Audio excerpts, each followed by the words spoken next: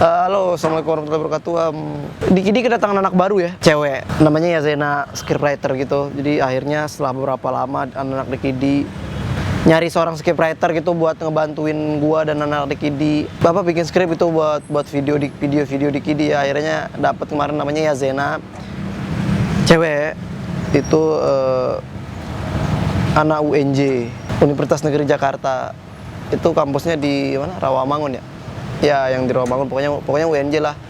Dia jurusan akuntansi murni. Cuma dia emang suka nulis katanya, dan gue lihat sih emang anaknya suka nulis dan rajin dan baik ya. Karena dia satu-satunya cewek di Dikidi, jadi dia jadi sasaran empuk itu anak Dikidi, digodain terus tiap hari ya. Ternyata dia taekwondo. Sekali godain satu leher patah gitu. Kemarin terakhir ada yang godain tuh editor satu namanya Adit.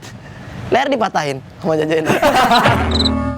Hai guys, makasih ya buat kalian yang udah nonton video-video aku di Dikidi Channel.